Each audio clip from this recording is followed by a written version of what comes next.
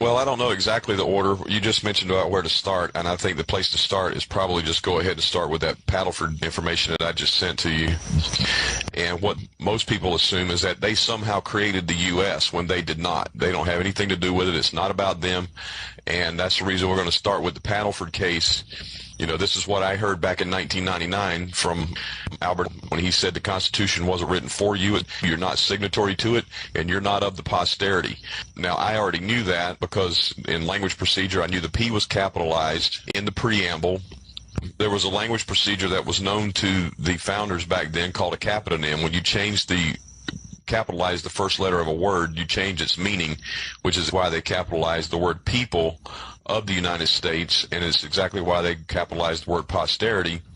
And when you look at the preamble and you understand contract language, the entity they formed was the people of the United States, which established the Constitution for the United States of America.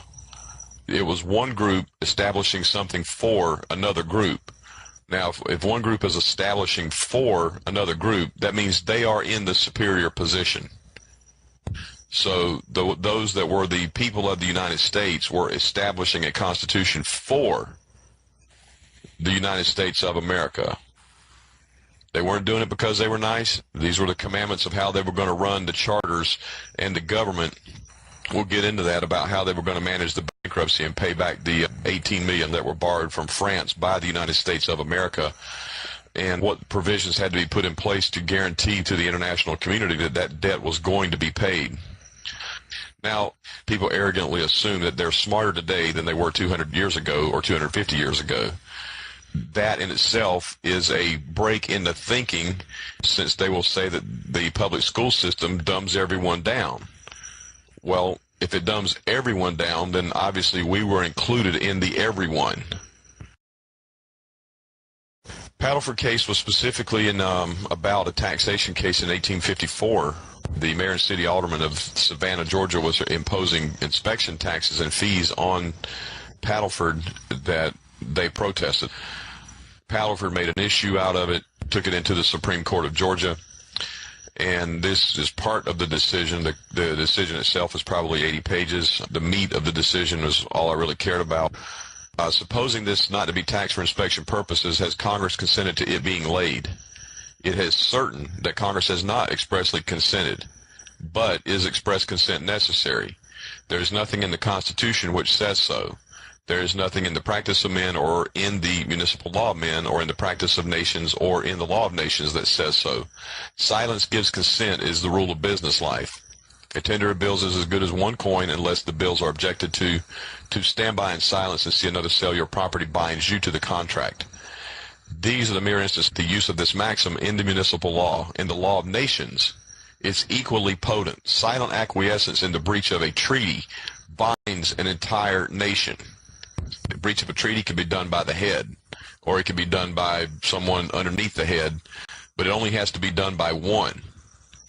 I'm on page 35 at the top.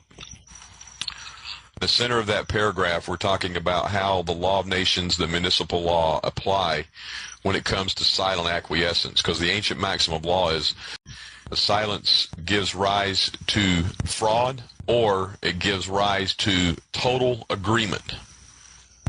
Now, just because somebody's silent to you, you may not have standing to worry about whether or not they're silent to you. This stuff works real well in corporate dealings and contract dealings here in the U.S.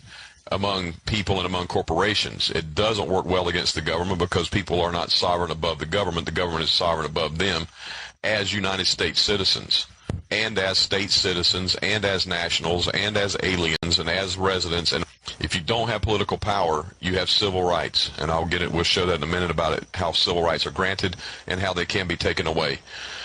Now, the principle at the bottom of these propositions is this: the states have no power. See, here we're going to go into state sovereignty, which there's this illusion that people have that being a state citizen makes them sovereign, when the word citizen itself means subject.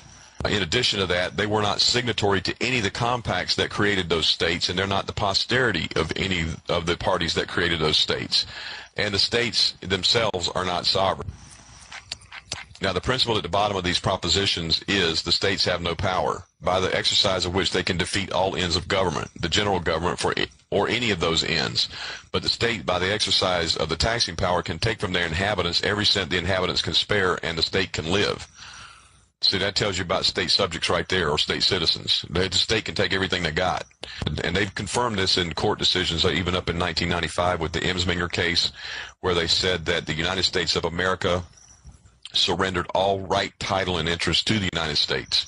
That means all these people running around claiming themselves to be Americans have no right, no title, and no interest. Well, if you have no right, no title, no interest, then you have no standing to state a claim for which relief can be granted, ever. Does that make sense to you, Ray?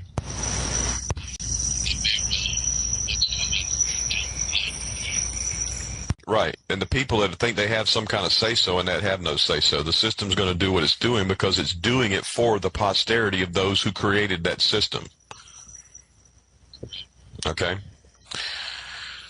According to the principle of this decision, therefore, the states have no power to lay any tax on their inhabitants, and if they have the power to tax, it follows that they have no power to enable them to keep up their state governments, and without state governments, they have no power to keep themselves alive as states. The principle comes to this, that the states, in making the Constitution, intended to give up the power of self-preservation, which we would also call self-determination.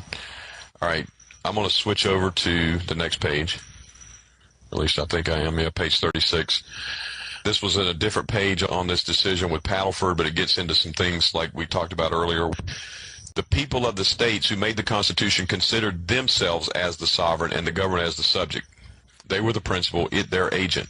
That this is true, none will dispute. And this is the commentary from this book, where it says, we all know that it was not us people who made the Constitution, but the select few, as stated by the court at page 520, wherein they said, but indeed no private person has a right to complain by suit in court on the grounds of a breach of the Constitution. The Constitution, it is true, is a compact, but he is not a party to it. Okay?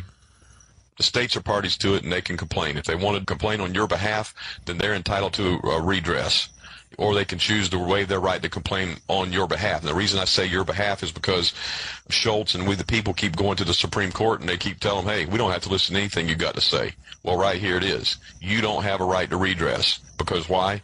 You should have gone to the state first, and then they chose to take up your cause. Then they can bring it to us, the federal government. Or they can waive their right to take up your cause. Well, their cause is whatever they think about the taxation with the IRS and Title 26 and 16th Amendment.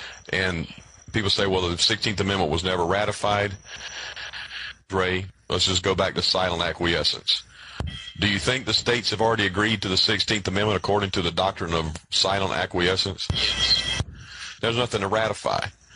Now, in addition to that, I'm going to go ahead and get out of these 2 pages here.